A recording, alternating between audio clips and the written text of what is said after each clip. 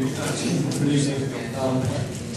I've got a very croaky and very scarce voice, so I'm not going to subject it to this pain, which is actually quite worse than what I'm feeling in my throat. So I will share. I'm very lucky to share this session with Diana, who's a researcher in this project. And we will share it, and I will do sort of as little as I can. This is a 19-month research project funded by the Economic and Social Research Council of the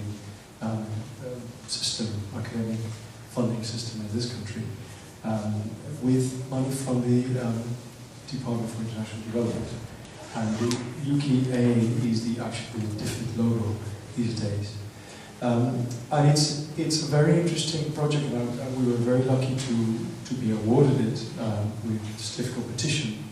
Mainly because of the sort of thing that Esteban was talking about, that Medellín represents in many ways a very interesting example of how you can transform or help transform people's lives, and the sort of misery that Esteban was very vividly and very passionately presenting with clips from the films and his own personal experience, which is probably much more valid than we as outsiders have.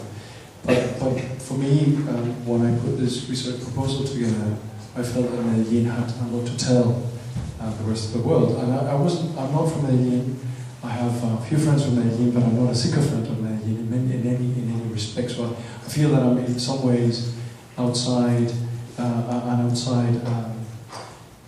neutral observer in some ways. Of course, I'm not neutral. No social scientist is neutral. And the other thing is that I'm not an architect. I'm trained as a civil engineer, planner and economist, and I bring to this, if you like, the tools of the social sciences, not the analysis of architecture.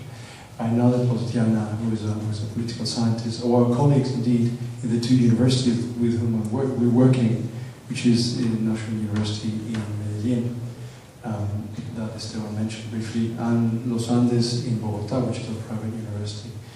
And I don't think we have any architects in the team, in fact. We have urbanists or urban planners, sociologists, anthropologists, transport engineers. And our interest is to what extent can we learn from what Medellín has done? But we cannot learn from everything, so we chose one particular case, which is that of the aerial cable cars that Alan and Esteban mentioned earlier. And more specifically, we wanted to know what was the social and urban impact of these particular interventions. So we're only looking at one of the dimensions that Esteban mentioned in his presentation,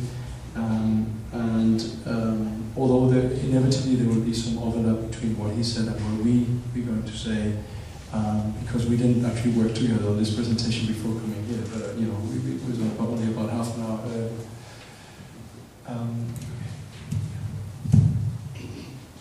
Okay, so I'm taking over, and we're going to do some kind of exchange in the middle of the presentation.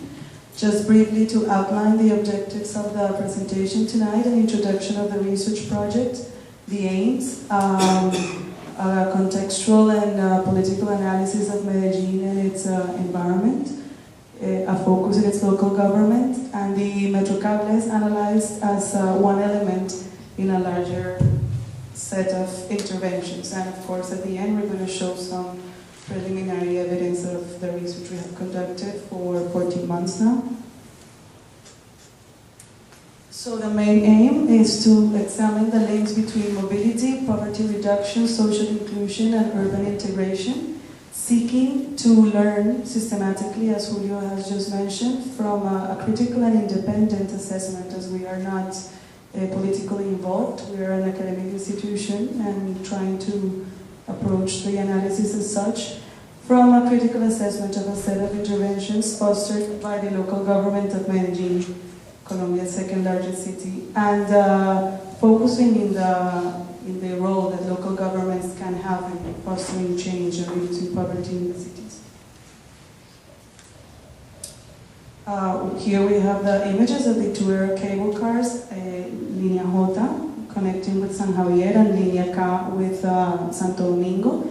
It's also important to mention an image we don't have here, like Parque Arví, which is an extension of Line K, and it's conceived as a touristic destination with a different tariff. So there's tariffary integration with the metro and the Metrocable, but when you want to go to Parque Arví, you have to pay extra, and that has increased the touristy and the appeal of external users and outsiders from the comuna to use the Metrocable.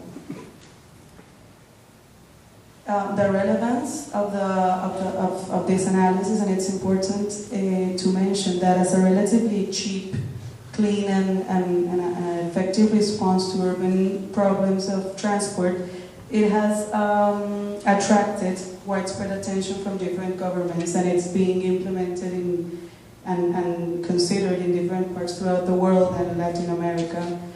The two pictures we have here, it's the Mio Cable from Cali. It's currently being implemented, although it has not started operations yet, and the Teleférico Complexo de Alemão, highly inspired in the case of Metrocable in Rio de Janeiro. Just to give you some background, a little technical, and I'm sorry for this boring thing, but I think it is important that we understand the institutional context in which these things sort of happen. The metro is a commercial enterprise, although it's entirely owned by the state, 50% by the municipality and 50% by the province of Antioquia. And it's a very simple line. It follows the Medellín River, the valley, from north to south, or south to north. Largely in the north is where the poorer workers live, and the south is where the factories are located. So it's a very simple way of bringing workers to where the jobs are, in the way that these mass transport systems are conceived. And then there's a T, which is the bit in yellow that sticks down towards the west. And the two cable cars, green on the left-hand side, which says Santo Domingo there, and yellow where it says La Aurora. These are the two cable cars that have been built.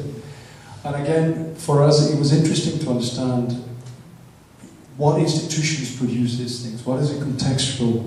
What are the contextual factors that lead to something like this? Because clearly, the will of one mayor, like Fajardo, in the way that Esteban mentioned, is not enough. I mean, there has to be a context. There has to be a set of resources, people, resources, money, and so on. So it makes sense to sort of look at a bit of the history of Medellín. And Medellín, just very briefly, because I don't want going on for a bit too long. And first of all, Gilbert has been extremely generous with time. Medellín grew very, very fast and became, at one point, was the main manufacturing center in Colombia till about the early 60s when Botero took over. But it has worked also the economy around real estate and financial services, and that attracted enormous numbers of people.